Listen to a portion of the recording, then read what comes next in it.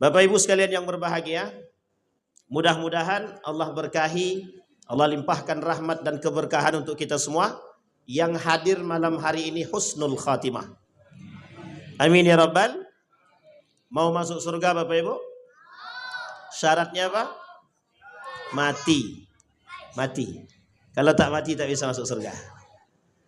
Baik Bapak Ibu, berdoa untuk orang tua kita yang telah mendahului, Allah tempatkan di tempat terbaik di sisinya, Allah terima amal ibadahnya, Allah kumpulkan kelak bersama orang-orang yang saleh. Dan untuk orang tua kita yang masih hidup, sehat, kuat, husnul khatimah, anak-anak yang saleh salehah, keluarga yang sakinah mawaddah warahmah, dan insya Allah kita semua termasuk orang-orang yang dicintai oleh Allah Subhanahu wa taala. Amin ya rabbal alamin. Dan mendapatkan syafaatnya. Baik Bapak Ibu sekalian yang berbahagia, yang kita hormati semua daripada warga atau masyarakat Kecamatan Tualang, kampung dulu, Kampung Tualang, Kecamatan Tualang. Kalau disebut satu-satu panjang betul, panjang betul. Saya tengok ini banyak betul. Yang terhormat, dia hormati semua selesai. Juga jamak nama itu. Tapi izin Pak Jamat, izin dong.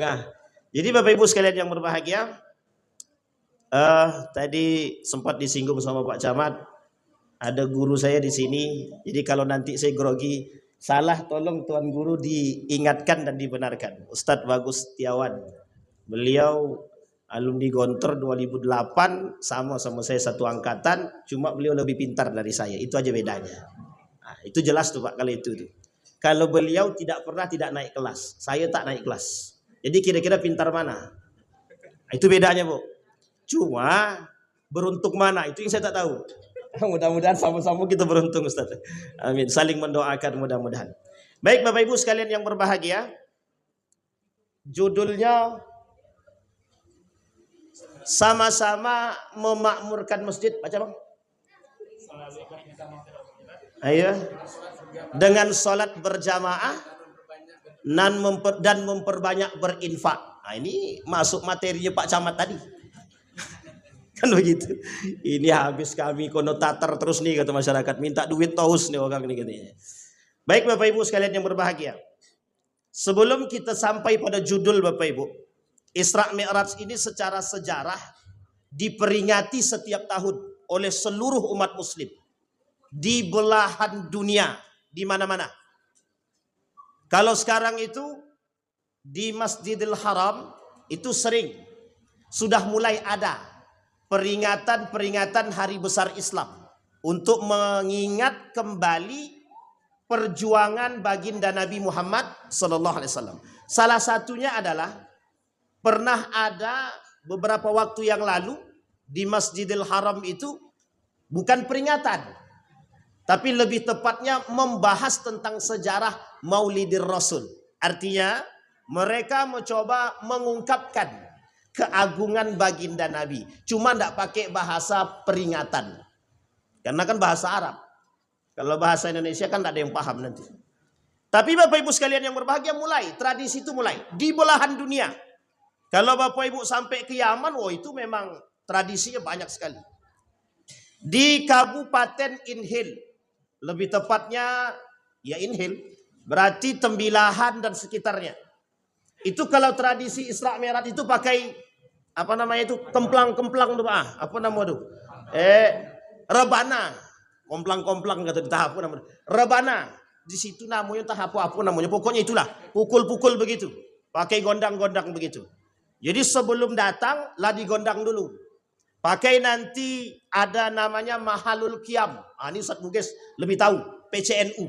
Kalau saya orang Muhammadiyah, jadi tak ada begitu-begituan. Tapi kalau Ustaz Buges ada nih. Apa namanya itu? Mahalul Qiyam. Jadi berdiri dulu Pak. Berdiri, kita mendengarkan sholawat Nabi.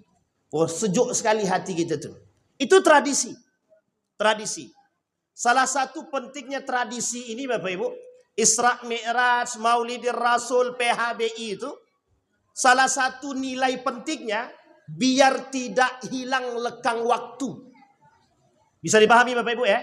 Biar tradisi ini tidak hilang. nanti 20 tahun yang akan datang, boleh Bapak Ibu pastikan yang masih hidup, 20 tahun yang akan datang, ramainya masjid seperti ini tidak akan sama seperti ini. Ada dua kemungkinan.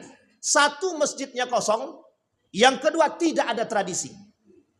Kenapa saya berani bilang begitu? 20 tahun yang akan datang, generasi kita sedang asik dengan perkembangan teknologi. Itu tradisi. Maka Bapak Ibu, ajarkan anak-anak kita tradisi. Wajib, kalau saya mengatakan wajib. Karena kelak mereka tidak akan kenal Islam, tidak kenal Quran, tidak kenal Rasul. Apalagi Isra Mi'raj. Tidak akan kenal, Pak. Sesuatu yang unlogis, unlogic, tidak bisa diterima oleh akal. Gitu. Tapi itu dulu. Maka sekarang, kalau kita tidak bisa menularkan tradisi ini, maka bisa dipastikan tradisi ini akan hilang. Kita ambil contoh. Tradisi gendang-gendang tadi, Pak. Itu sebenarnya tidak hanya di Tembilahan saja. Tidak hanya di Inhil. Di mana-mana tradisi itu dulu ada. Kalau Bapak Ibu datang ke kota Pekanbaru, tradisi itu sudah tidak ada. Tidak ada lagi. Ini kebetulan saya bawa ketua masjid ini. Pemegang masjid di Pekanbaru beberapa masjid. Sama beliau nih. Beliau tahu betul Pak perkembangan masjid itu. Tidak ada Pak. Terasa khidmat itu sudah mulai hilang sedikit demi sedikit. Bahkan kalau kita lihat Bapak Ibu tanya sama teman-teman ini. Mencari masjid yang isinya remaja itu butuh waktu. Mencari masjid yang isinya anak muda itu butuh waktu. Maksudnya butuh waktu mencari masjid itu. Bayangkan seberapa banyak masjid di Pekanbaru itu. Hampir tidak ada remajanya duduk mendengarkan kajian. Hampir tak ada. Kecuali, jangan tersinggung. Jangan tersinggung. Kecuali masjidnya teman-teman Salafi. Itu banyak anak mudanya. Pertanyaannya, mengapa kok kita nggak bisa ada? Nah, itu pertanyaan besar, tugas Ustadz Bagus. Di sini, di sana tugas kami. Benar Pak? Apakah itu tugas bersama? Tugas bersama. Bisa dipahami Bapak Ibu ya? Sekarang kita kembali Pak. Kembali kepada persoalan Isra dan Mi'raj. Maka penting sekali memperingati Isra dan Mi'raj. Itu penting sangat. Apalagi sekarang. Berkaitan tentang sholat. Berkaitan tentang sejarah, berkaitan tentang tadabburil ayat. Bertadabbur dengan ayat Al-Quran. Kita runut Pak. Nabi Isra Mi'raj. Sebelum Isra Mi'raj itu Nabi mengalami kejadian apa? Apa kejadian yang dialami Nabi? Sampai Nabi berdoa kepada Allah. Ya ilahi. Kata Nabi kepada Allah. Ya Tuhanku. Ilaika asku du'fa quwwati. Wahawani alad nas. Kata Nabi, ya Rab, ya ilahi, apalagi yang kau mau berikan kepadaku? Aku melapor mengadu kepadamu, kata Nabi. Semua kelemahanku terhadap manusia dan ketidakkuatanku terhadap segala hal. Nabi bilang tentang kelemahannya. Singkat cerita Bapak Ibu, Nabi kemudian berdoa demikian. Apa kata Nabi? Atawakkalu ilaika. Aku sandarkan semuanya kepadamu. Kemudian lanjut doa tadi. Am ila ba'idin. Engkau antarkan aku ke tempat yang jauh. Yahjimuni. Mereka orang-orang itu menyakiti aku. Am ila aduwin malakatuhu. Atau kepada musuh yang mereka ingin membunuhku, mengancamku. Terserah kata Nabi. Atawakkalu ilaik. Aku bersandar kepadamu. Ini Nabi Muhammad Pak. Jadi sebelum Nabi Isra, itu kejadian yang dialami Nabi ada 3 yang besar. 1, wafat istri tercinta. Yang kedua, paman tersayang. Yang ketiga, mendapatkan perlakuan yang tidak baik di kota Taif. Nabi jalan kaki. Jalan apa Pak? Jalan kaki. Dari mana Pak? Dari Mekah ke Taif jalan kaki. Tadi saya berpikir mau jalan kaki, tapi entah bilo-bilo sampainya. Hari ini perkembangan teknologi canggih Pak. Pakai mobil. Biasa kami kalau ke Perawang lewat Maredan. Jalan buruk. Lewat sekarang PT Sir. Bagus jalannya Pak. Alhamdulillah. Tapi saya berpikir mencoba. Berpikir saja. Tidak pernah melaksanakannya. Cuma berpikir aja. Kalau jalan kaki gimana rasanya? Tidak akan jadi mengisi kajian, percayalah. dah letak duluan. Tapi Nabi tak begitu, Pak. Harapan besar Nabi orang Taif itu, suku Sakif itu masuk ke dalam Islam. Setidaknya Nabi diterima bersaudara. Bisa dipahami ya? Setidaknya Nabi diterima bersaudara, harapannya. Tapi apa yang terjadi? Boro-boro persaudaraan hanya lemparan dan cacian. Sekarang kita lihat, Pak. Tidak ada kesuksesan tanpa pengorbanan. Nggak ada. Misal, ketua masjid ingin membangun masjid, memperluas masjid. Banyak caci maki. Kemana duit itu? Kata orang. Duit dikumpul tapi bangunan tak jadi-jadi. Jangan tersinggung, Pak Ongah. Tapi tak jadi-jadi. Itu pengorbanan. Memang begitu, Pak. Jadi masjid ini, Pak. Ini kata Nabi, bukan saya yang bilang. Kata Nabi, kelak akan banyak orang yang di dalam masjid. La taqumus sa'ah hatta tasrahu fil masjid. Tidak akan terjadi hari kiamat sampai orang dalam masjid itu saling teriak-teriak. Berantem. Rupanya rebutan kekuasaan. Pas masjid tidak ada duit, tak ada yang mau jadi ketua masjid. Pas duit banyak, lomba, Pak. Sampai suap-suapan. Pokoknya kau nanti pilih aku jadi ketua masjid ya. Nih 200.000. Lebih mahal pula daripada pilkada lagi. Coba bayang. Betulkah begitu? Benar, Pak. Kami temukan. Cuma untuk jadi ketua masjid. Saya tanya, Pak, apa alasannya? Duit masjid lebih halal. Coba bayangkan. Tapi hati-hati, Pak. Bayangkan, Pak. Orang, itu Nabi yang bilang, kata Nabi, masuk dalam masjid mereka berantem. Bukannya ngapa-ngapain. Bukan membenarkan masjid. Bukan mencari kebaikan dalam masjid. Tapi justru tidak sholat dalam masjid. Tapi mereka ngapain? Berantem. Saling teriak antara satu dengan yang lain. Itu kiasan. Maksudnya apa? Berkelahi, Pak. Urusan apa? Jadi pengurus masjid. Bahkan uniknya, Pak. Banyak pengurus masjid. Namanya banyak. Tapi yang datang ke masjid cuma 3 orang. Itu banyak tuh, Pak. Pokoknya aku jadi ketua pembangunan. Oke. Tapi tak pernah datang ke masjid. Ini banyak nih, Pak. Yang daftar-daftar nama jadi pengurus. Yang penting kan SK, Ustaz. Gengsinya tinggi. Apa jabatanmu? Ketua pembangunan. Oh iya. Pernah ke masjid? Tidak tahu. Bayangkan, Pak. Dan ini banyak kasus, Pak, kita temukan. Mohon maaf. Ini penyakit kita sekarang. Penyakit kita begitu. Umat muslim ini senang mencari sensasi. Tapi mereka tidak pernah mau melakukan inti daripada sensasi tadi. Cukup dapat sensasi, selesai. Nabi perjuangan, Pak. Jalan kaki berdarah-darah. Sampai Zaid bin Harisah itu badannya berdarah semua. Di pelepah mata ini semua. Dari ujung leher di sini sampai ke bawah itu darah semua, Pak. Darah semua. Apa kata Nabi kepada Zaid bin Harisah? Yuk kita mundur. Kita belum diterima. Nabi belum berkeinginan untuk menyebarkan Islam. Baru ingin mempersaudarakan. Sudah ditolak, Pak. Jadi kalau kita hari ini baru berjuang sedikit melawan kemungkaran, mbok yo yang sabarlah. Yang sabar. Tapi uniknya, Pak, sekarang ini justru kemungkaran itu merajalela. Mungkar, maksiat, riba, judi, khamar, judi online, game online merajalela, Pak. Prostitusi online, penipuan, maling, lengkap semua. Jadi Indonesia ini sekarang ini sedang digrondoli, kalau bahasa Jawa, kalau bahasa kampungnya apa namanya? Sedang diisi oleh kemaksiatan yang nyata. Jadi di mana titik maksiat? Di mana titik maksiat? Justru uniknya bukan hanya kemaksiatan, bukan hanya kemungkaran, Pak. Kesesatan pun jelas. Itulah Indonesia sekarang. Jangan tersinggung sebagai pelaku. Ya kalau pelaku tersinggung berarti dia pelaku, Ustaz. Ya memang betul.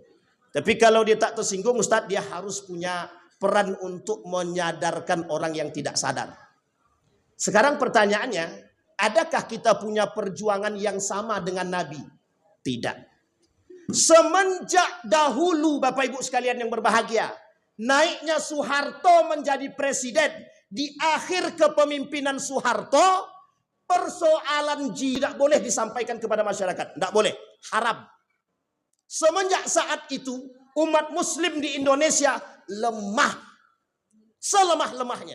Saya bicara lingkupnya Indonesia. Resolusi yang dikeluarkan oleh Kiai Haji Hashim Asy'ari menunjukkan betapa besarnya perjuangan yang menyebarkan Islam itu, mohon maaf Pak, yang memerdekakan Republik Indonesia, jangan tersinggung. 80% Muslim, 80% santri, jangan tersinggung. Memang begitu. Artinya Islam, kita wajib memperjuangkan itu. Resolusi mempertahankan itu.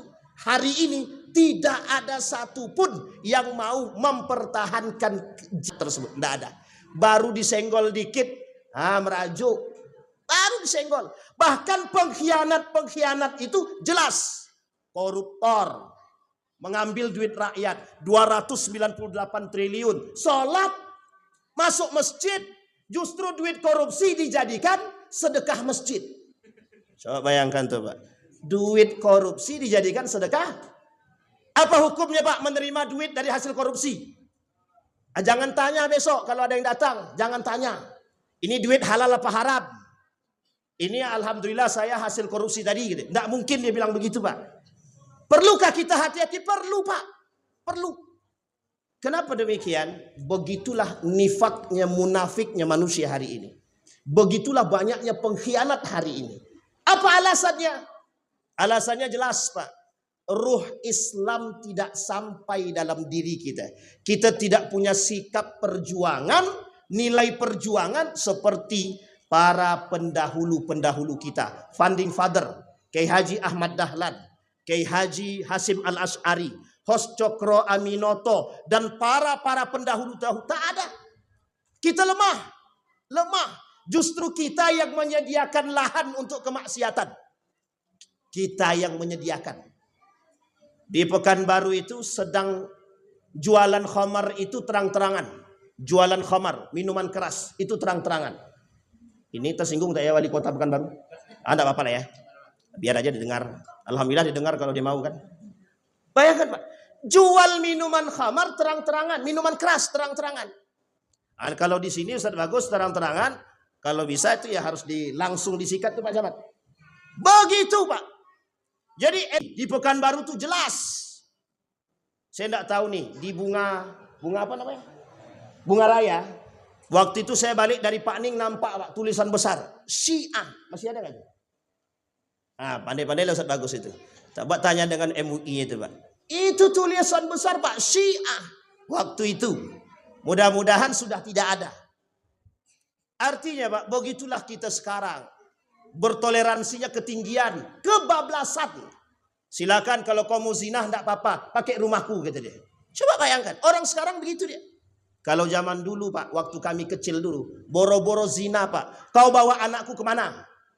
Begitu orang tua zaman dulu. Kalau sekarang tidak, pergilah nak keluar jam 10 malam paling lambat ya. Bayangkan dikasih sinyal Pak. Anak gadis boleh keluar sama orang lain jam 10 malam harus balik ke rumah. Coba kasih batas jam 10 malam. Artinya dari jam 8 malam, dari jam 7 malam, atau dari jam 5 boleh bawa. Silahkan. Yang penting jam 10 balik. Masalah enggak tuh? Masalah enggak tuh? Sangat masalah sekali. Tapi kita santai, nikmat. Karena memang keadaannya begitu. Enggak apa-apa Ustaz, anak-anak kami ini sudah dewasa. Itulah gara-gara sudah dewasa tadi. Itu yang terjadi sekarang. Kita kembalikan Pak. Itu perjuangan Pak. Perjuangan. Hari ini begitu berat Pak. Sampai Nabi bilang, kalian itu kata Nabi manusia akhir zaman. Yang lebih tinggi daripada orang yang sebelumnya. Apa salah satu contohnya? Orang hidup hari ini itu seperti orang yang sedang memegang bara api kata Nabi. Itu manusia yang hidup di akhir zaman. Karena kemaksiatan, kemungkaran di mana-mana. Jelas di depan mata. Tapi tidak ada satupun yang berani menegur. Orang zina. Bapak Ibu, orang zina. Kata Nabi. Zina dia. Tapi bukan berhubungan badan. Berpelukan. Zina enggak tuh? Zina enggak? Dulu Pak, untung tak jadi. Kalau sempat jadi mati kita. Waktu pada masanya. Ada namanya mantan Menteri Pendidikan. Sebutlah namanya NM. Pandai-pandailah Bapak Ibu mikir ya. NM. Udah sekarang sedang sedang diproses. Mudah-mudahan. Nggak tahu juga tuh gimana ceritanya. Apa kata dia? Orang yang berhubungan badan suka sama suka tidak zina. Tapi kalau diperkosa baru zina. Kira-kira kalau yang begini nih kacau nggak nih? Sekarang pertanyaannya, apa melawan tradisi-tradisi kemungkaran, kemaksiatan, perzinahan seperti ini? Salah satunya Pak, Isra Mi'raj Pak. Meskipun cuma 1 kali dalam setahun, kalau memberikan nilai yang besar, hilang. Insya Allah. Nah, apa nilainya? Itu yang mau kita bahas Pak. Nilai daripada Isra wal Mi'raj. Kembali kepada poin tadi Pak. Nabi habis dilemparin batu. Perjuangan dakwah Nabi. Kata Nabi kepada Zaid bin Harithah, yuk kita mundur. Ketika Nabi mundur, duduk di pohon kurma yang dimiliki oleh pemuda bernama Rabi'ah. Apa yang terjadi kemudian? Datang Malakul Jabal. Ketika Malakul Jabal kemudian dia bilang, kami ratakan Taif. Nabi tidak mau. Nabi cuma bilang, kelak akan muncul orang-orang dari Taif itu orang-orang yang soleh.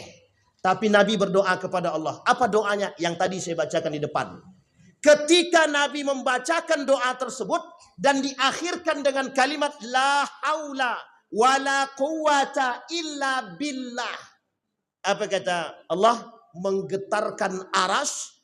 Disitulah Bapak Ibu, kata Allah, malaikat Jibril, bawa dia, perjalankan dia. Maka Allah gunakan dalam Al-Quran tersebut kalimatnya subhanalladzi. Kenapa harus dimulai dengan pujian? Biar manusia yang mendengarkan cerita ini, mereka pertama sekali memuji Allah. Apa alasannya pujian Allah itu? Biar akal ini di bawah, iman di atas. Wahyu di atas, akal di bawah. Kalau akal di atas, wahyu di bawah, tidak akan ada yang bisa menerima Isra dan Mi'raj. Contoh, orang kafir Quraisy. Kira-kira pintar apa bodoh? Pintar apa bodoh? Namanya jahiliyah. Jahiliyah itu bodoh atau pintar? Kan lah berbeda. Tadi pintar, sekarang bodoh kata dia. Itu manusia sekarang Pak. Bapak Ibu sekalian yang berbahagia. Jahiliyah itu, tunggu dulu Pak. Ini kita sampai jam berapa? Ketua?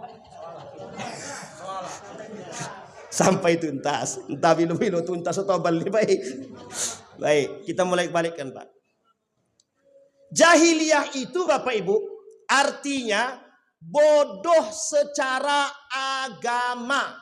Bukan bodoh secara akal, bukan. Agama. Itu Abu Sufyan, Abu Jahal, itu apa kata dia? Apa yang dibawa Muhammad itu benar. Kemudian Abu Sufyan tanya, kenapa ente nggak masuk Islam aja? Kenapa nggak ente ikut? Gengsi bro, kata dia. Itu bahasa kita ya, bahasa kita. Gengsi. Karena dari kabilah Muhammad ada nabi. Sementara dari kabilah saya tidak ada nabi. Nggak mau dia masuk Islam Pak. Bukan berarti dia bodoh secara akal. Tidak. Cerdas Pak. Tapi bagi orang kafir Quraisy ketika itu, gengsi yang tinggi, kebencian yang mendalam terhadap nabi atas risalah. Mereka tak mau menerima kebenaran itu. Disebutlah jahiliyah. Tidak mau menerima kebenaran. Sekarang kalau ada manusia seperti itu sekarang, tidak mau menerima kebenaran, berarti dia apa Pak? Lebih jahiliyah daripada jahiliyah pada masanya. Waktu itu Islam belum datang. Sekarang pelaku jahiliyahnya siapa? Muslimkah atau non-muslim? Ya semuanya lah. Semuanya Pak. Non-muslim kafir. Ya orang kafir jelas jahiliyah Pak. Nah, pasti jahiliyah. Tapi ini kalau disebut begini tak timong gitu. Atau ibu wanti. Tapi Bapak Ibu sekalian yang berbahagia, yang berbahaya justru muslim. Muslim sekarang tuh lebih jahiliyah Pak daripada orang jahiliyah pada masanya. Agama berikan regulasi, agama perintahkan sholat. Banyak enggak umat muslim yang enggak sholat? Kita ambil contoh. Bapak Ibu jangan tersinggung ya, jangan tersinggung. Kalau tersinggung bahaya nih. Sholat isya tadi berapa soft? 3. Sekarang tengok berapa soft. Ketika acara sholat wajib cuma 3 soft, masih mending Pak. Kami Isra Mi'raj di sore atau sebut namanya lantaklah di sore itu Pak. Bayangkan ketika acara Isra Mi'raj sholat isya 1 soft. Ketika acara Isra Mi'rajnya yang ada makan-makannya penuh masjidnya Pak sampai keluar. Pertanyaan saya sederhana, ini penting makan apa penting sholat? Nilai sholat tak ada lagi. Nilai makan oke. Maka kata Nabi dalam hadisnya, tidak akan terjadi hari kiamat, kata Nabi, sampai mereka manusia itu qiblatuhum nisa'uhum wa syarafuhum mata'uhum. Apa kata Nabi? Orang besok yang akan datang di akhir zaman, kata Nabi, manusia itu yang dipikirkannya kiblatnya perempuan, kehormatannya adalah harta, agamanya adalah duit. Yang menjadi perhatian mereka adalah kampung tengah, butunuhum. Tahu Bapak Ibu butunuhum? Batnun. Batnun itu artinya perut.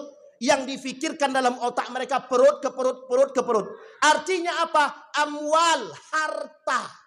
Zahratud dunia, kata Nabi. Inni akhafu alaikum min zahratid dunia. Yang aku khawatirkan dari kalian adalah persoalan zahratud dunia. Nikmatnya dunia itu. Tapi kata para ulama, apa yang disebut dengan zahratud dunia? Barakatul ardi.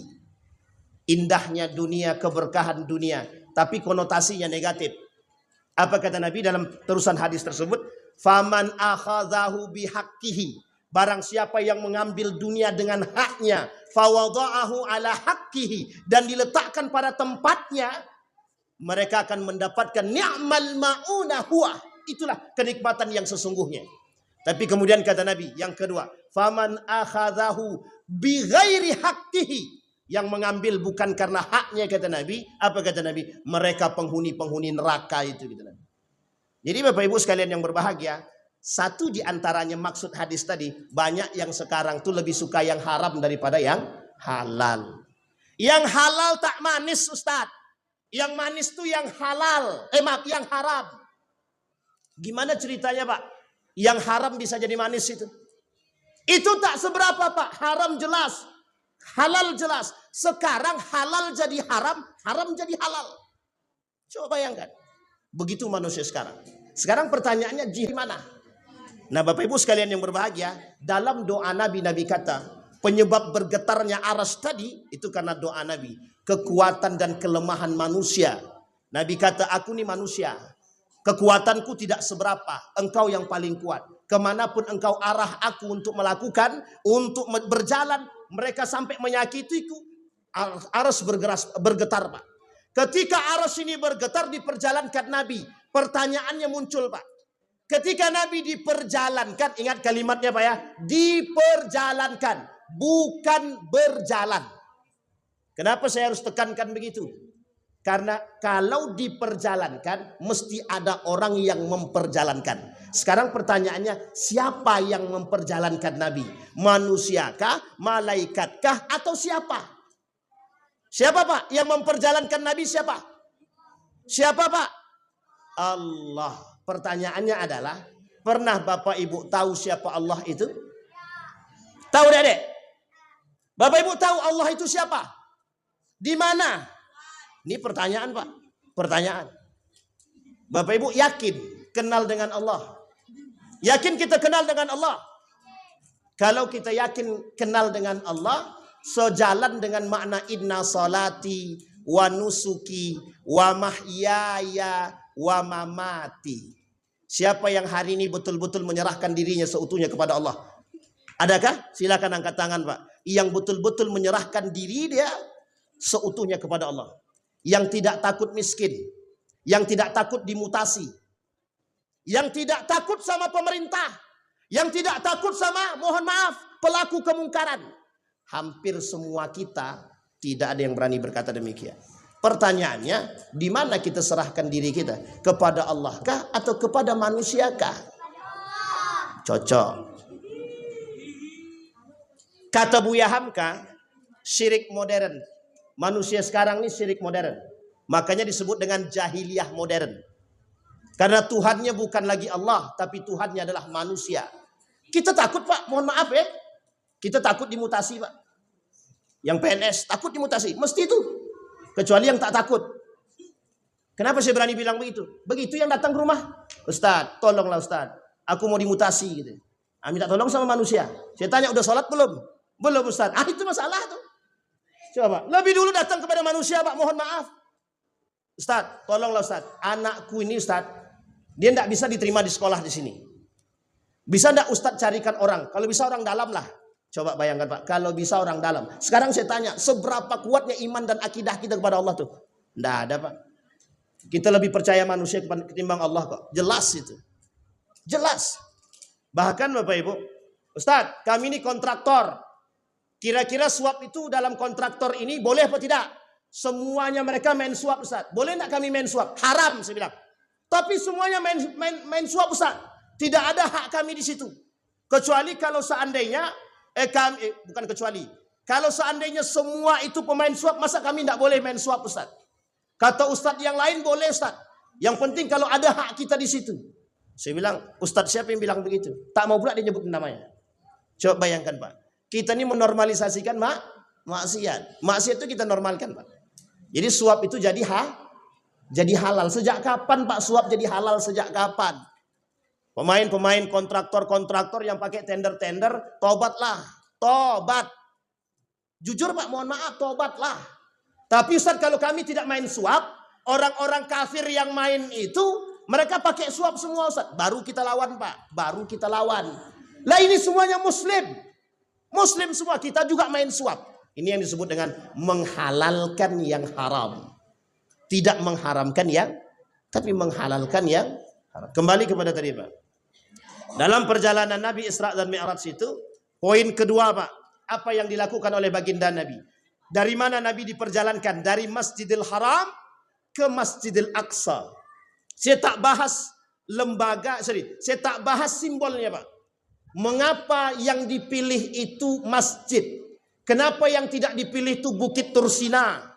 Kenapa tidak dipilih itu Bukit Badar atau Jabal Badar? Kenapa yang tidak dipilih itu adalah Uhud? Kenapa yang dipilih masjid? Kenapa tidak dipilih pasar? Kenapa yang dipilih masjid? Kenapa Bapak Ibu? Sesuai judul kita malam hari ini. Satu. Masjid tempat hijrahnya umat muslim di akhir zaman. Masjid tempat hijrahnya umat muslim di akhir zaman. Salah satu tempat yang bisa membangun kekuatan bersama umat muslim cuma masjid. Kalau pasar justru berkelahi. Isi di pasar tuh maksiat, mungkar, riba, kezaliman. Itu isi pasar Pak. Tapi isi masjid, ketakwaan. Apa kata Allah dalam Al-Quran? La masjidu ussisa ala taqwa min awwali yaumin ahaqqu an taquma fihi rijalun yuhibbu ayyatatahhar wallahu yuhibbul mutahhirin. Ini ayat ini khusus untuk Masjid Kuba. Masjid apa? Masjid Kuba. Tapi sangat relevan kita pakai sekarang. Bapak Ibu, kalau bukan kita yang isi masjid, siapa yang isi? Saya tanya. Siapa yang mau ngisi? Iblis, setan. Kata setan, ngapain kami masuk masjid? Lowong di dalamnya udah nggak ada. Ngapain pula kami ngisi? Bayangkan Pak. Iblis sudah tertawa lihat kita sekarang Pak. Apa kata iblis? Tidak perlu capek-capek kami hasut mereka. Mereka udah jadi iblis kata dia. Coba bayangkan. Bahkan Nabi bilang begini. Ketika bertemu dengan iblis, kata Nabi kepada iblis, "Hei, ya iblis, man rufaqa'uka min ummati?" Siapa kawan-kawanmu dari golonganku, kata Nabi kepada iblis? 10 kata dia. Hum asyara, mereka 10. Satu di antaranya siapa? Yang tak mau ngisi masjid. Yang tidak mau mengisi masjid. Sekarang pertanyaannya Pak, bagaimana masjid kita mau makmur? Simbol masjid ini Bapak Ibu, simbol ukhuwah, persatuan. Nabi bangun Masjid Kuba itu biar memperekat antara kaum muhajirin dan ansor. Dan kaum-kaum Yahudi yang masuk Islam, Nasrani yang masuk Islam, dipersatukan oleh Nabi melalui satu lembaga yang disebut dengan masjid. Kalau di masjid kita berkelahi, kalau di masjid kita saling mohon maaf rebutan kekuasaan, kalau di masjid kita saling mohon maaf, ini masjidnya Wahabi, ini masjidnya NU, ini masjidnya Muhammadiyah, ini masjidnya Jamaah Tabligh, ini masjidnya Persis. Kita dah berkelahi di sini Pak, dah berkelahi di sini kita. Jadi tak ada lagi simbol masjid untuk kerukunan, tidak ada. Maka dalam masjid ini Pak, mau mazhab Syafi'i dia, Hambali dia, Maliki dia, atau Imam Abu Hanifah Hanafi, dia silahkan. Yang penting sholat wajibnya 5 waktu, jangan 10. Kalau 10 sesat, boleh kita protes, Pak. Selagi takbirnya masih Allahu Akbar, Allahu Akbar, Allahu Akbar. Kecuali takbirnya Allahu Akbar, boleh kita berantem, Pak. Kalau perlu itu sesat, itu memang benar. Nggak ada begitu, Pak. Tapi mengapa kita berkelahi dalam masjid? Karena satu saja, Pak. Fanatisme. Fanatik terhadap kelompok yang berlebihan. Maka Bapak Ibu, kalaulah di dalam masjid kita tak bisa bersatu, maka bisa dipastikan di luar masjid, kita tidak akan bersatu. Tidak akan. Bisa dipahami Bapak Ibu?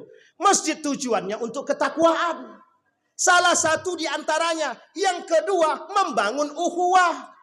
Nih Bapak Ibu, di dalam masjid ada nggak? Mohon maaf ya Pak Camat ya. Boleh nggak kita shop pertama ini khusus untuk Pak Camat? Shop di sini khusus untuk Bupati. Siapa yang datang duluan? Ini kejadian Pak, ini kejadian. Saya sampaikan. Gara-gara bukan gubernur Riau ya, adalah pokoknya gubernur mana gitu ya. Gara-gara menunggu gubernur, setengah jam menunggu waktu sholat. Padahal sudah azan, sudah mau komat ini 30 menit lebih, Pak. Tunggulah dulu Ustadz. Kenapa gitu? Pak Gubernur belum datang. Ya mau kalau dia datang suruh sebelakang. Yang duluan ini siapa? Tidak ada, Pak. Di dalam masjid ini tidak ada orang kaya, tidak ada orang miskin. Tidak ada. Semua sama. Cuma ketakwaan kita, Pak. Siapa yang paling bertakwa? Masuk surga juga begitu. Aku nih rumahku megah, Ustadz kaya. Masuk surganya belakangan. Itu pun kalau masuk surga. Kan tergantung hartanya, Pak. Hisapnya paling banyak kan. Paling berat, Pak, hisapnya. Jadi kira-kira mau kaya apa miskin? Mau kaya apa miskin? Orang kaya hisapnya belakangan. Paling berat. Mau kaya apa miskin? Salah, Pak. Jangan pilih miskin, tetap kaya. Yang mau kaya. Yang tak mau ya tak apa-apa. Jangan dipaksakan juga kan. Bisa dipahami Bapak Ibu ya. Jadi masjid tidak bisa, Pak. Nah, ukhuwahnya di dalam masjid ini apa? Setiap kita sholat, Pak, yang satu di sono itu bisa saling kenal antara satu dengan yang lain. Mohon maaf ya, mohon maaf. Kita sering sholat jamaah. Sering sholat jamaah. Kata Pak Imam kenal. Karena jamaahnya sering, nampak wajahnya sering. Sehingga ketika dia nggak datang, Imam bilang, mana si Fulan ibn Fulan? Kok nggak nampak dia? Itulah yang dilakukan Nabi. Mengapa Nabi ketika jadi imam, Pak, dia menghadap ke belakang. Ditengoknya kiri kanan, Pak. Setelah selesai Assalamualaikum, Assalamualaikum, Nabi juga sama, nunduk menghadap ke belakang. Apa alasannya? Oi, kok si Fulan ibn Fulan gak nampak? Pernah terjadi pada Abdurrahman ibn Auf. Mana Abdurrahman? Kok gak nampak? Kata Nabi. Akhirnya apa yang terjadi? Nabi pergi menjenguk, ternyata Abdurrahman sakit. Dijenguk. Ukhuwah. Kalau kuat ukhuwah kita dalam masjid, insya Allah kita kuat. Salah satu simbol kekuatan kita memang di sini, Pak. Sawwu sufufakum. Fa inna taswiyatas sufuf min iqamatis shalah. Bahkan dalam riwayat yang lain kata Nabi, di antara saf-saf itu kalau dia bolong ada yang ngisi, Pak. Siapa yang ngisi? Syaitan. Baina khilalis syayatina, baina khilalis sufufis syayatin. Di antara saf-saf yang kosong itu yang ngisi siapa? Setan. Makanya mohon maaf Pak, lagi sholat Allahu Akbar, sop kosong, setan masuk. Kata setan, di mana kau tak kunci Honda tadi? Gitu deh. Sedang sholat dibisik sama setan, di mana kunci Honda tadi ya? Tak jadi khusuk dia Pak. Itu setannya itu Pak. Itu ada setan khusus namanya dalam masjid itu. Saya lupa namanya Pak. Nanti kalau ketemu CWA sama Pak Ketua Masjid, tolong sampaikan kepada jamaah. Ada Pak. Di kamar mandi ada setan, di rumah ada setan, di masjid pun ada setan. Namanya beda-beda. Nanti kalau saya sudah ingat, saya kasih ke Pak Ketua Masjid biar di-share. Ini nama setannya gitu. Bukan kenalan ya Bapak Ibu, bukan kenalan. Ingat ya, kembali kepada poin Pak. Di sini poin penting kita. Jadi kalau kita hari ini lemah itu karena saf kita Pak. Karena dalam masjid kita sudah berkelahi, dalam masjid kita sudah tidak bersama, dalam masjid kita saling membedakan antara satu dengan yang lain. Bahkan kata Nabi,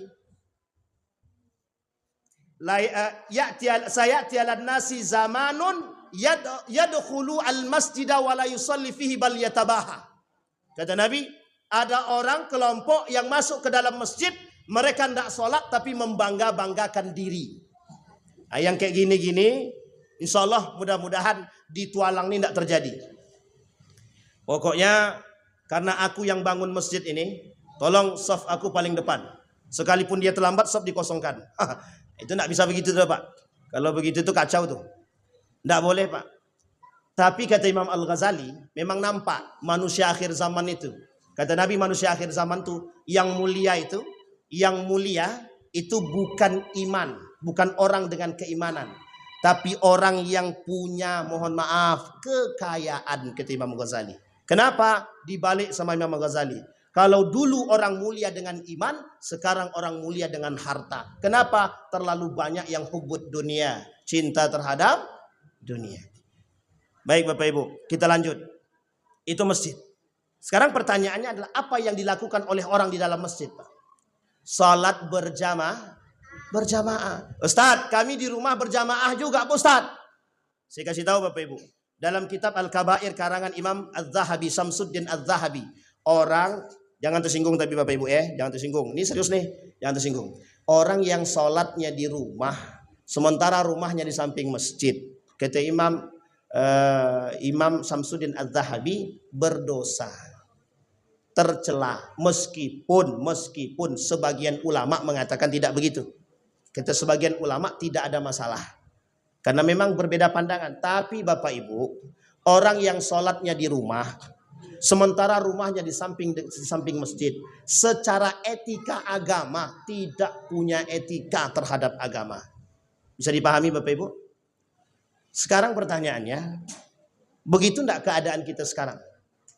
Begitu enggak keadaan kita sekarang? Kalau perlu Pak, ya mohon maaf, toa masjid tuh diarahkan ke rumahnya. Mohon maaf Pak, mohon maaf.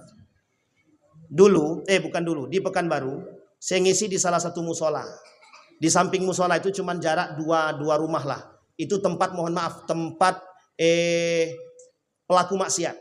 Saya bilang sama pengurus musolanya, bisa enggak toa masjid, toa musola nih diletakkan di tempat mereka?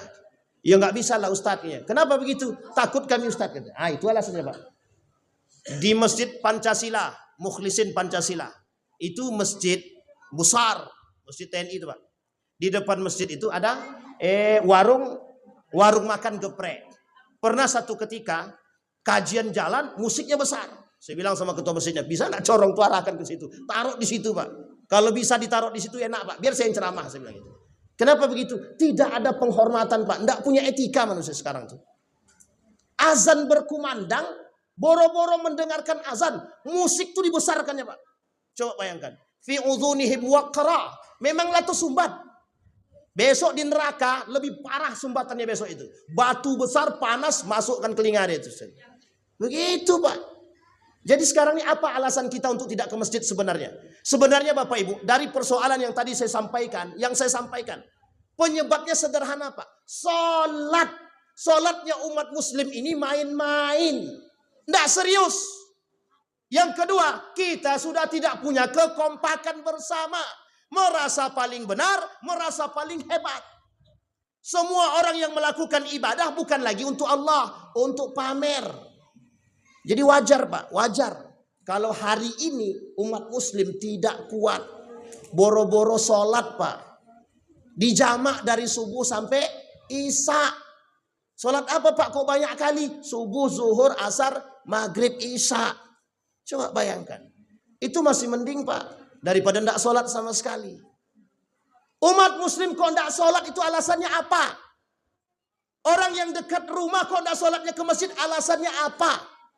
Itu pertanyaan kita Pak. Nanti kalau masjid kita kosong, tiba-tiba mohon maaf datang kelompok lain mengisi. Yang menurut kita berbeda pandangan. Akhirnya kita ngamuk Pak. Ngamuk, berkelahi kita. Setelah masjid diambil lagi, kita tak ada lagi ngisi. Inilah penyakit kita sekarang. Diisi orang kita tak terima, pas tidak diisi orang tuh kita tak ada yang ngisi. Begitulah kasusnya hari ini. Umat muslim berkelahi demi rebutan masjid. Malu apa tak malu kita? Malu Pak. Nah sekarang kembali kepada poin kita. Mengapa sholat jamaah itu penting? Sholat jamaah penting karena memang salah satu tempat menciptakan ukhuwah di situ. Saling kenal antara satu dengan yang lain. Tinggal di perumahan, ke masjid tidak pernah. Saudara tetangga meninggal pun tak kenal. Siapa yang meninggal samping rumah itu? Bayangkan bertanya dia siapa nama yang meninggal di samping rumah. Nggak kenal, Pak. Ya gimana mau kenal? Nggak pernah ke masjid, nggak pernah sosial dan lain sebagainya. Bisa dipahami Bapak Ibu ya. Sekarang apa tumpuan utamanya? Inilah inti daripada Isra dan Mi'raj. Tumpuan pertamanya adalah sholat. Sholat. Mengapa kok tumpuan pertamanya sholat? Orang kafir yang tidak sholat kafir kata Nabi. Satu. Yang ngomong bukan saya Pak, Nabi. Al-ahdu bainana wa bainahum tarikus sholat. Perbedaan kita dengan orang kafir kata Nabi, meninggalkan sholat. Orang Yahudi pada masanya, orang Nasrani pada masanya, mereka bukan tidak percaya Allah Pak. Mereka percaya Allah. Percaya. Cuma karena nabinya Muhammad mereka tidak mau. Tapi kalau nabinya dari kabilah Bani Israel, mereka mau. Makanya Nabi Muhammad dianggap bukan nabi. Karena bukan dari Bani Israel. Bisa dipahami Pak ya? Bisa dipahami? Makanya mereka nggak mau ngikut Pak. Nah sekarang, karena mereka nggak mau ngikut, mereka nggak mau sholat. Kenapa mereka nggak mau sholat? Ya bagi mereka sholat mereka bukan seperti itu. Nabi baru dapat perintah sholat kapan Pak? Dalam perjalanan Isra dan Mi'raj. Kapan Nabi diajarkan sholat? Seperti sallu kama ra'aitumuni usalli. Ketika di depan Ka'bah. Dalam riwayat yang lain di Palestina. Dalam perjalanan Isra dan Mi'raj. Artinya Pak, tumpuan utamanya adalah sholat. Dan pertanyaannya apakah Nabi sholat di luar masjid atau dalam masjid? Dalam masjid, kalau dalam masjid sholatnya berjamaah atau sendiri. Sehingga muncullah hadis Nabi, sholat di masjid berjamaah berapa itu? 27, pahalanya 27 ketimbang sholat di rumah. Tapi Ustadz, kami sholat di rumah berjamaah juga. Cuma kita nggak dapat keberkahan masjid Pak, nggak dapat. Bisa dipahami Bapak Ibu ya? Baik, sekarang perhatikan. Mengapa orang yang sholat itu penting? Kenapa sholat itu penting? Mengapa sholat itu menjadi poin utama? Semua nabi dari Adam sampai yang terakhir. Berapa jumlah nabi Bapak Ibu? Berapa jumlah nabi? Berapa? Salah tuh. Tolong diluruskan Ustaz Bagus. Salah tuh. Nah jumlah nabi ribuan. Di atas 2000 jumlah nabi. Jumlah ulul azmi 25. Maaf, jumlah rasul 25, ulul azmi 5. Nah, begitu dia, rasul. Tapi kalau nabi banyak Pak, nabi banyak. Ada 2000 lebih nabi itu, banyak. Jadi memang kita diajarkan di sekolah itu 25 nabi dan rasul.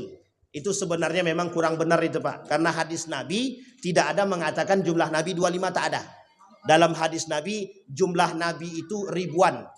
Hanya saja yang tertulis dalam Al-Quran itu 25. Disebutlah sebagai Rasul sekaligus plus ulul azmi. 20-nya Rasul, 5-nya Rasul plus ulul azmi. Bisa dipahami Bapak Ibu ya? Ini kesalahan. Dan semua nabi dari Adam sampai terakhir agamanya satu saja, Islam, tidak ada agama lain. Semua nabi sholat, cuma sholatnya beda-beda. Dari Nabi Adam sampai Nabi Isa sholatnya sama. Yang berbeda cuma Nabi Muhammad sallallahu alaihi wasallam. Bisa dipahami Bapak Ibu ya? Sekarang pertanyaannya, mengapa sholat itu penting? Satu Pak, perbedaan kita dengan orang kafir adalah sholat. Jadi kalau kita tidak sholat bisa dikatakan kafir. Tapi Bapak Ibu, kalau ada saudara Bapak Ibu di jalan tidak sholat, dia pir sini pir, tak boleh. Jangan panggil kafir dia Pak, tidak boleh Pak, tidak boleh. Sibabul muslimin fusuk wa qitaluhu kufrun. Mencela umat muslim itu kefasikan, membunuhnya kafir, kekufuran. Yang kedua, kata Nabi, qawaiduddin salasa. Kaidah itu, kaidah agama, tiang agama itu ada 3. 1 syahadat. Yang kedua salat. Yang ketiga zakat. Faman taraka wahidatan minhunna faqad kafara. Yang meninggalkan salah satu di antaranya kafir. yang meninggalkan. Salah satu di antaranya kafir. Kafir di sini tidak keluar daripada Islam, tapi kufur. Apa maksud kufur itu? Sedekah dia, puasa dia, tidak sholat dia, tidak ada gunanya, Pak. Ini agak bertolak belakang nih sedikit nih. Tapi demi kebaikan manusia, sedekah tak apa-apa. Ya, memang nanti kita sampaikan. Tapi memang begitu, Pak, begitu. Kata Nabi, salah satu di antara yang membatalkan pahala puasa itu adalah meninggalkan salat. Sekarang yang ketiga. Orang tidak salat. Pertanyaannya adalah, apa dosanya orang yang tidak salat? Apa yang dampaknya bagi orang yang tak salat? Neraka, Pak. 2. Kalau dia lalai, kata Ibnu Katsir, nerakanya sakar. Malakum fi sakar, lam nakum minal musallin, wa lam nakun nut'imul miskin. Orang yang tidak salat masuk neraka sakar. Yang tidak mau bersedekah, yang tidak mau membagi makan orang miskin, anak yatim, nerakanya sakar. Jadi kira-kira kalau ada orang pelit tak mau sedekah, nerakanya apa, Pak? Ini masuk kaji Pak siapa tadi? Kaji Pak Camat tadi. Tapi itu zakat, Ustaz. Ya sama aja lah. Anggap sama aja lah. Sayutawwaquna ma bakhilu, kata Allah. Kelak harta mereka itu yang numpuk, yang ngendap 80 apa tadi? 85 dalam rekening tuh ngendap dia. Besok di hari kiamat 85 tuh keluar semua, Pak. Jadi bara api yang panas.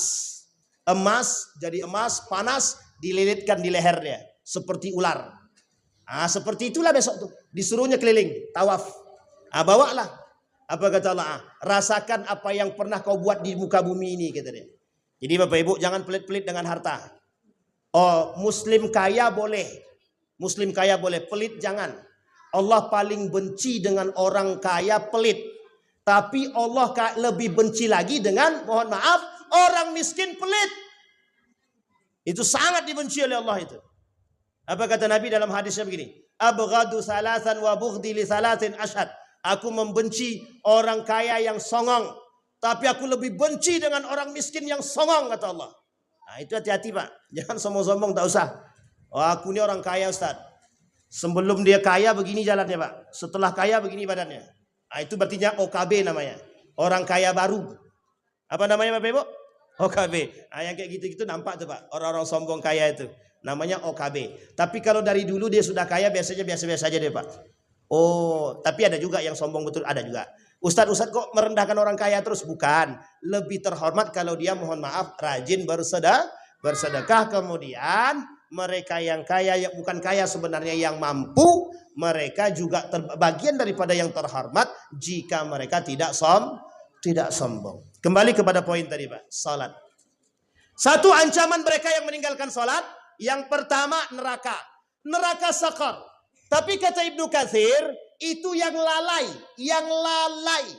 Kalau dia sengaja meninggalkan sholat bagaimana? Jahanam. Neraka apa, Pak? Jadi bagaimana tuh, Ustaz? Kira-kira orang yang kami nampak dia sengaja tidak sholat bagaimana? Satu, Pak, yang harus Bapak Ibu lakukan. Datangkan dia, ajak dia sholat. Bro, yuk kita sholat. Tapi Ustaz, tak berani kami, Ustaz. Jangan sendiri, rame-rame.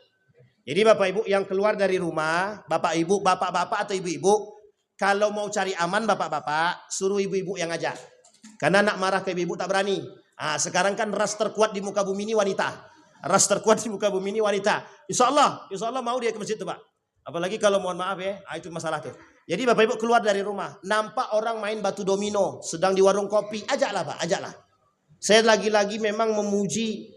Mungkin tidak berlebihan kalau saya memuji, kalau kita memuji teman-teman jamaah tablik yang berani mengajak orang dari door to door panjak ke masjid, Pak. Memang udah saatnya begitu, Pak. Udah nggak saatnya Bapak, Ustadz kita tunggu dia sadar, Ustadz. Nanti dia sadar. Nggak akan, Pak, nggak akan. Ustadz udah kayak Tuhan aja, bukan, Pak. Kenyataannya begitu. Jadi kita nggak usah nunggu orang sadar, Pak. Ustadz, anak ini udah belum cukup, hati aneh belum baik untuk berjilbab. Jangan ditunggu baik hati, Pak, kalau mau berjilbab. Jangan tunggu. Sama kebaikan begitu, Pak. Kami tunggu kaya baru sedekah. Jangan tunggu kaya baru sedekah. Bersedekahlah Anda kaya. Setidaknya Anda kaya hati. Setidaknya Anda kaya di hadapan Allah. Bapak Ibu, mohon maaf, yang tidak mampu, yang mereka merasa diri mereka tidak mampu. Salahkah kalau kita bersedekah 1.000, 2.000? Salah enggak? Salah enggak? Hina kah? Kalau ada orang yang bersedekah 1.000 rupiah, datang orang yang kaya menghina, Allah kau cuma 1.000, aku aja 1.000 tu cuma, mohon maaf, segini. Berarti beliau inilah yang kelak menjadi saksi di hadapan hari kiamat bahwa orang ini akan menjadi penghuni neraka. Tidak usah takut, Pak. Penting enggak bagi kita sedekah itu? Penting, Pak. Hati ini, Pak, hati kita nih, kalau mau cepat bersihnya, sedekahlah. Serius, Pak. Dan carilah orang yang sangat membutuhkan, sedekahi. Kalau tadi kata Pak Syamat, masukkan kemana? UPZ. Yang penting terpercaya dan amanah. Nah, itu ada penekanan terakhirnya itu. Nah, itu penting, Pak. Kalau kita masukkan UPZ, kontrolnya jelas.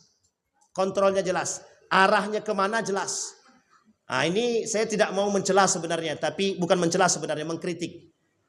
Banyak juga, mohon maaf, yang orang-orang minta sumbangan ilegal tuh banyak juga. Jadi beberapa waktu yang lalu ada seorang pengusaha bilang begini, Ustadz, banyak kali orang datang ke rumahku minta duit atas nama masjid, katanya. Yang benar nih yang mana, kata dia. Ayo juga, saya bilang, ayo kacau juga itu. Maunya di depan rumah tuh kasih CCTV, nampak siapa yang minta, Pak. Apa kata dia? Banyak kali yang minta, Ustadz. Bingung kami, entah mana yang betul. Semuanya atas nama masjid. Tapi laporannya tidak pernah sampai, Ustadz, katanya. Itu dia. Itu namanya maling namanya. Maling. Apa namanya, Bapak Ibu? Maling. Orang yang tidak mau bayar zakat, Bapak Ibu, zaman Abu Bakar diperangi. Sekarang, Bapak Ibu, orang yang tidak mau bayar zakat, perampok. Perampok. Apa namanya, Bapak Ibu? Bukan maling, perampok. Yang tidak mau bayar zakat, sudah sampai hartanya, perampok. Dosanya apa? Sama dengan kufur. Yang dia makan haram. Yang masuk ke dalam perut anak istri dia haram. Ustadz, tapi kami bayar pajak mobil, bayar angsuran rumah. Semua angsuran bayar, biar tak usah bayar zakat. Makanya Bapak Ibu, kenapa Yusuf Al-Qaradawi mengatakan bayar zakat tidak perlu menunggu angsuran. Jadi kalau sudah sampai 85, bayar langsung. Tidak usah menunggu dia membayar angsuran. Mau bayar angsuran kek, mau bayar angsuran mobil, tanah, rumah, tetap dia kena zakat, kata Yusuf Al-Qaradawi. Karena kalau ditunggu sampai hari ini tidak ada orang yang kaya beneran, nggak ada. Tidak ada. Percaya apa tidak percaya, Bapak Ibu? Tidak ada orang kaya beneran. Ustadz, tetangga sebelah rumahnya bertingkat, itu hutangnya banyak. Hutangnya banyak. Di mana dia hutang? Riba itu, Pak, di bank. Ustadz suuzon, yang tidak suuzon. Karena banyak begitu, Pak. Rata-rata kaya gengsi. Rata-rata mereka punya rumah, punya mobil, gengsi. Itu rata-rata. Meskipun rata-ratanya setengah. Setengahnya lagi insya Allah baik semua. Itu cari aman tuh namanya, Bu. Cari aman itu. Bisa dipahami, Bapak Ibu, ya? Kembali kepada poin tadi. Jadi sholat. Jangan, Pak. Sekarang Bapak Ibu, ada bahasa yang ingin saya sampaikan kepada Bapak Ibu semua. Bahasanya sederhana. Nak, dimanapun engkau, kemanapun engkau, jangan lupa sholat. Sekarang saya tanya, kalimat ini betul atau salah? Copat betul ya. Bapak Ibu, nak, engkau main dimanapun sama siapapun, kemanapun, yang penting jangan lupa sholat. Betul apa salah? Salah. Salah. Bapak Ibu tahu mengapa sekarang masjid sunyi dari anak muda? Gara-gara perkataan Bapak Ibu yang seperti itu. Akhirnya apa? Kami nongkrong di kafenya, Bu. Saya tidak lupa sholat, Bu. Memang sholatnya di kafe, tidak di masjid. Sehingga tidak ada yang ngisi masjid, Pak. Tidak ada. Karena kata orang tua kami, Ustaz, yang penting kami sholat. Masalah benar, masalah tidak benar belakangan. Yang penting kami sholat. Pertanyaannya salah apa betul? Salah. Jadi Bapak Ibu mohon maaf, banyak anak sekarang itu memang begitu dia. Allahu Akbar. Sholat dia, Pak. Tidak tahu dia benar apa tidak itu, Pak. Saya menemukan ada anak mahasiswa tidak bisa baca Al-Fatihah. Itu tanda kehancuran yang nyata. Tidak bisa Al-Fatihah. Kalau tidak hafal, itu masih mending. Tidak bisa membaca Al-Fatihah. Sekarang saya tanya, sholat nggak tuh? Sholat nggak tuh? Allahu Akbar. Apa yang mau diucap? Nggak ada. Gini aja dia. Orang dia nggak hafal, baca pun tak bisa. Sekarang jangan kaget kalau menemukan generasi seperti ini. Memang banyak penghuninya begitu sekarang. Bisa dipahami Bapak Ibu ya? Bisa dipahami Bapak Ibu? Baik. Itu kalau kita sering meninggalkan salat. Nerakanya antara jahanam kalau dengan sengaja, atau ada orang seperti Ade Armando yang mengingkari kewajiban salat. Itu jelas nifaknya, munafik. Orang yang mengingkari kewajiban salat jelas munafiknya. Jadi dalam salat itu Pak, setidaknya ada beberapa poin. Satu, orang yang sengaja meninggalkan salat. Yang kedua, orang yang tidak sengaja meninggalkan salat. Yang ketiga, orang yang lalai, sengaja lalaikan salat. Yang keempat, orang yang lalai tapi tidak sengaja. Yang kelima, ada orang yang mohon maaf mengingkari kewajiban salat. Kelima-limanya punya tingkatan dosa yang berbeda-beda. Yang sengaja meninggalkan salat neraka sakar. Sebagian ulama bilang jahanam. Yang tadinya mereka tidak sengaja, mereka salah tapi tidak berdosa. Seperti Rufi al-Qalam. Bangun subuh jam 8, baru langsung salat dia. Tapi mohon maaf, itu sudah dibangunkan, sudah diinjak, sudah dibakar, belum bangun juga dia. Nah, itu makanya disebut dengan Rufi al-Qalam tadi. Sudah dibangunkan, tidak bangun juga dia. Berkali-kali tidak bangun juga. Terbangun jam 8 langsung dia sholat. Salah atau tidak? Salah. Tapi berdosakah dia? Tidak. Namanya Rufi al-Qalam. Yang ketiga, ada orang yang melalaikan sholat dengan sengaja. Ibu-ibu, jangan pentingkan memasak dulu. Jangan pentingkan. Bapak-bapak juga begitu. Kami kerja ini demi anak istri betul. Tapi Allah punya hak terhadap kita. Allah punya hak. Apa haknya? Salat. Ustadz, kami kerja banting tulang Ustadz. Bolehkah kami meninggalkan salat dengan uzur? Bukan meninggalkan salat. Kalau tak mampu mengerjakan tepat pada waktu karena uzur, ada solusinya. Jamak. Apa namanya Bapak Ibu? Tapi bukan berarti mohon maaf, kojo bangunan di samping tempat kojo itu masjid. Kami jamak aja lah Ustaz katanya. Nanti sore potangkah kami jamak asar dengan zuhur sekali. Itu tak boleh itu Pak. Bisa dipahami Bapak Ibu ya? Tidak bisa. Ada orang yang sengaja melalaikan sholat Allah. Orang yang sengaja melalaikan sholat munafik. Munafik. Ustaz kok keras sekali Ustaz. Memang begitu. Memang harus begitu. Karena kata Nabi dalam hadisnya, orang munafik sholatnya fi akhiril wakti. Orang munafik itu sholatnya di akhir waktu. Orang yang sholat di akhir waktu itu orang lalai dan sengaja melalaikan. Nah, contohnya main game online. Ini makanya banyak anak-anak kita nih mohon maaf, mereka lebih penting main game online ketimbang sholat. Orang tuanya nggak berani negur, nggak berani tegur, nggak berani. Ustaz nanti kalau ditegur minggat dia dari rumah. Kalau saya jadi orang tuanya, silahkan minggat, jangan balik-balik. Tapi kami sebagai ibu nih Ustaz, hati kami ini lembut sekali. Itu masalah kita sekarang Pak. Kita tak berani keras dengan anak. Kenapa kita tak berani keras dengan anak? Dilemahkan. Apa yang melemahkan kita? Undang-undang. Kalau kita cubit, kalau kita tempeleng, kalau kita pukul, melapor dia. Masuk penjara bapaknya, bapak kandungnya Pak. Gara-gara nyuruh anak menyuruh anak berbuat baik, salah dengan cara yang salah. Berarti kita nggak bisa mukul anak Pak. Makanya mohon maaf Bapak Ibu, punya caralah bagaimana mendidik mereka sholatnya, akhlaknya, ibadahnya. Penting. Anak sekarang itu sudah mulai hilang arah. Kalau mereka tidak kita ingatkan, mereka nggak akan menemukan arah. Baik laki-laki maupun perempuan. Sedangkan di sekolah mereka tak sholat. Kalau di sekolah sudah tak sholat, di rumah tidak sholat, pertanyaannya kira-kira di luar sholat nggak? Kok bisa begitu? Nah, coba bayangkan. Kalau di rumah sudah tidak sholat, ketika disuruh sholat, Ustadz, bapakku tak pernah ngajarkanku sholat. Jangankan ngajar, Ustadz, bapakku aja tak sholat. Gitu deh. Itu masalah kita sekarang. Bapakku tak sholat. Gitu deh. Itu yang berapa? Sekarang ada orang lalai dengan tidak sengaja. Contohnya, ada uzur-uzur syar'i, itu masih dibenarkan dalam agama. Dan yang terakhir ada orang yang, mohon maaf Bapak Ibu sekalian yang berbahagia, ada orang yang memang mengingkari kewajiban sholat. Itu seperti Ade Armando lah. Ya kita tidak tahu kenapa alasannya, pokok Bapak Ibu tidak usah tanya. Ya orang-orang yang mengingkari kewajiban sholat, mereka adalah orang-orang munafik. Bapak Ibu sekalian yang berbahagia, persoalan sholat ini itu persoalan serius. Awal ma yuhasabu yaumal qiyamah. Yang pertama kali dihisab hari kiamat. Bapak Ibu tahu alasannya mengapa?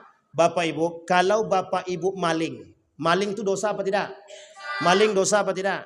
Dosa Pak. Maling itu berdosa Pak. Tapi kalau mereka bertaubat kepada Allah, tidak menghapus pahala sholat Pak. Makanya orang zaman dulu ada bilang, kau jahat boleh, tapi sholat jangan tinggal katanya. Bayangkan orang tua zaman dulu, nakal tak masalah, yang penting kau jangan tinggalkan sholat. Akhirnya maling dia, tapi tetap sholat dia. Ini contohnya sekarang itu. Banyak koruptor tapi maling kan? Maling dia, sholat dia Pak. Di masjid lagi sholatnya Pak. Bayangkan tuh, menzolimi manusia tetap sholat. Kalau kita bilang, bapak maling. Enggak, aku enggak maling, cuma ngambil aja. Kata dia. Coba bayangkan, orang zaman sekarang. Maka Bapak Ibu, mohon maaf betul. Mohon maaf. Sholatlah. Sebelum disolatkan. Sebelum apa Pak? Sebelum disolatkan. Dia mati juga sih memang, betul itu. Iya betul itu, betul. Cocok. Besok ente bilang tuh sama siapa? Bapak itu sholat nggak? Ya. Parah. Jadi Bapak Ibu, tolong. Nah, terakhir Bapak Ibu, Nabi memberikan contoh dakwah yang baik kepada kita melalui Isra dan Mi'raj ini. Satu di antaranya, Nabi tidak akan membicarakan sesuatu sebelum Nabi melakukan. Nabi tidak akan mengatakan sesuatu sebelum Nabi melakukan. Artinya, ini ada istilah di Muhammadiyah namanya dakwah bilhal. Artinya Bapak Ibu, kita berbuat dulu. Anak zaman sekarang tidak bisa kita perintah, nak sholat nak. Allah bapak aja nak sholat kata dia. Nak ke masjid nak, bapak aja di rumah kata dia. Jadi kita tidak bisa Pak. Sekarang ini dengan anak, dengan keluarga, kita harus melaksanakan dulu. Artinya Nabi juga begitu. Nabi buat dulu Pak. Setelah dibuat oleh Nabi, anak-anaknya mencontoh, keluarganya mencontoh, sahabat mencontoh. Artinya Nabi melakukan dulu, baru kemudian menjadi contoh bagi yang lain. Hendaknya di rumah kita begitu. Nak baca Quran. Bapak udah baca belum? Sudah nak. Nah, sekarang anak lagi baca. Dia mau mendengarkan kita Pak. Kenapa demikian Bapak Ibu? Mohon maaf Pak, mohon maaf. Jangan sampai anak-anak kita tidak mengenal istilah sholat. Jangan sampai anak-anak kita tidak mengenal Islam. Jangan sampai mereka tidak mengenal Al-Quran, tidak mengenal Rasulullah. Itulah pengkhianatan yang besar kepada Allah dan Rasulullah. Apa kata Allah dalam Al-Quran? La takhunullah war rasul. Oleh para ulama Al-Quran, ulama tafsir mengatakan, pengkhianatan kepada Allah dan Rasul salah satunya adalah yang tidak memberikan pendidikan ibadah tauhid kepada anak. Jadi Bapak Ibu, setelah dari sini pulang ke rumah, merenung sejenak, bertadaburlah dengan ayat Al-Quran, ajak keluarga kita menuju surga. Qu anfusakum wa ahlikum. Sudah saatnya kita khawatir dan takut dengan keadaan agar anak-anak kita bisa selamat Pak. Bapak Ibu, 20 tahun yang akan datang kita nggak tahu umur kita seperti apa. Bisa jadi Bapak Ibu mati duluan, kami belakangan, atau sebaliknya Bapak Ibu. Artinya Bapak Ibu sekalian yang berbahagia, tinggalkanlah yang baik-baik. Biar anak-anak kita ke depan mengerti dan mengenal. Insya Allah mereka bisa mendoakan kita. Kalau mereka paham agama. Kalau mereka tidak paham agama, mohon maaf Pak, mohon maaf. Apa yang mau mereka doakan? Ya Allah, bapakku tidak meninggalkan harta warisan, jadi kami miskin gitu deh. Itu yang dalam pikiran mereka. Tapi kalau mereka mengerti agama, paham agama, insya Allah mereka lebih ridha dan ikhlas dan tahu bagaimana mereka harus berjalan. Bisa dipahami Bapak Ibu? Satu-satunya kunci untuk memperbaiki segala hal cuma satu Pak. Salat. Kita tutup dengan satu kalimat, innas salata tanha anil fahsyai wal munkar. Baik salatnya, benar salatnya, benar wuduknya, insya Allah mesti bisa merubah perilaku-perilaku yang buruk. Mesti bisa menjadikan mereka anak-anak yang baik dan bertanggung jawab. Ada pertanyaan Bapak Ibu? Tidak ada, alhamdulillah. Itu biar cepat selesai begitu. Aman Pak Ketua? Saya agak ragu nih ketua angguknya tuh siang, aman gitu deh. Jadi Bapak Ibu, kalau ada yang tersinggung dengan kata-kata saya, pelaku dia berarti itu. Saya minta maaf Bapak Ibu.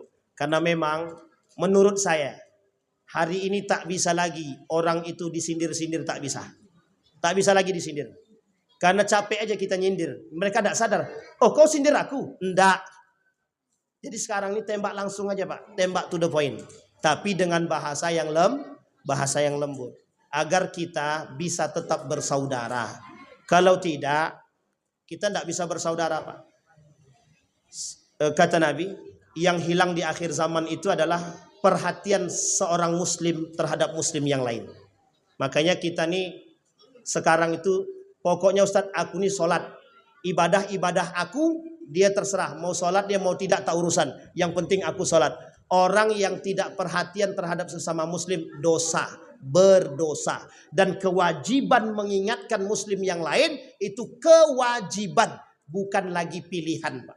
Jadi kalau ada tetangga Bapak Ibu tidak sholat, tolong diingatkan. Wajib hukumnya mengingatkan.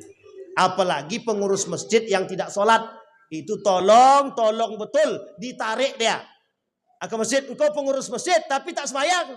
Tolong datang ke masjid. Nah gitu. Kalau tidak, engkau mundur aja lah. Biar cari yang lain. Kan enak. Begitu. Ini Pak mohon maaf. Banyak yang mau begitu tapi mohon maaf. Kita nih, kalau bahasa kita sekarang nih. Indonesia ini lambat sadar. Eropa sudah sadar, kita baru mau mulai. Jadi kita terlambat, selalu terlambat. Mudah-mudahan apa yang kami sampaikan ini Bapak Ibu sekalian yang berbahagia. Bisa menambah pengetahuan kita. Setidaknya menjadikan kita orang-orang yang berpegang teguh dengan sholat. Setidaknya setelah ini. Kalau sop masjidnya menambah jadi 4 sop, alhamdulillah. Kalau berkurang berarti memang ada yang salah dari ceramah saya nih Pak. Ada yang salah. Parah Ustaz itu ceramah itu kata gitu. Bisa jadi. Tapi kita berharap insya Allah masjid ini akan terus ramai dan ramai dan ramai. Amin ya Rabbal alamin. Kita berdoa kepada Allah mudah-mudahan apa yang kita sampaikan ada baiknya bagi kita semua. Kita berdoa semoga generasi-generasi kita cinta kepada agama, cinta kepada Allah, cinta kepada Rasulullah, cinta salat, cinta Quran insyaallah. Dan kita berdoa kepada Allah mudah-mudahan kita semua husnul khatimah. A'udzubillahi minasyaitonir rajim. Bismillahirrahmanirrahim. Hamdas syakirina hamdan na'imin. Hamdan yuwafi ni'amahu wa yukafi'u mazidah. Ya Rabbana lakal hamdu kama yanbaghi li jalali wajhikal karim wa 'azimi sultanik. Allahumma salli ala Muhammad wa ala ali Muhammad. Allahumma faqihna fid din wa 'allimna ta'wil. Allahumma ansur man nasara ad-din wa khudhul man khadhala al-muslimin. Allahumma arinal haqqa haqqan warzuqna ittiba'ah. وأرنا الباطل باطلا وارزقنا اجتنابه اللهم إنا نسألك إيمانا كاملا ويقينا صادقا وعملا صالحا مقبولا وتجارة لن تبور يا مجيب السائلين ويا قابل التائبين يا أرحم الراحمين اللهم إنا نسألك خير هذا المكان وخير ما فيه وخير أهله ونعوذ بك من شر هذا المكان وشر ما فيه وشر أهله ربنا ظلمنا أنفسنا وإن لم تغفر لنا وترحمنا لنكونن من الخاسرين ربنا هب لنا من الصالحين ربنا هب لنا من أزواجنا وذريتنا قرة أعين وجعلنا للمتقين إماما اللهم اجعل القرآن العظيم ربيع قلوبنا ونور صدورنا وجلاء أحزاننا وذهاب همومنا وغمومنا اللهم اجعلنا من أهل القرآن واجعل أهلتنا من أهل القرآن الذين نحن خاصتك وأهلك يا أرحم الراحمين ربنا آتنا في الدنيا حسنة وفي الآخرة حسنة وقنا عذاب النار والحمد لله رب العالمين السلام عليكم ورحمة الله وبركاته.